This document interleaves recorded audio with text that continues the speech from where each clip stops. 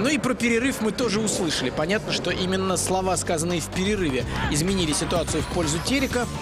Гол, который забил Шамиль Айсельдаров, стал для Терека победным. Оставляю вас с моментами этой встречи. В 35-м туре Терек обыграл Ростов со счетом 1-0. И пока, до того, как состоялась игра Амкар-Томь, Терек является единственной командой, которая выиграла во всех трех матчах 2012 года. Но выше, в первую восьмерку Терек все равно уже не прыгнет. Можно только тешить себя мыслью о погоне за Краснодаром, который тоже сегодня одержал победу. На этом все.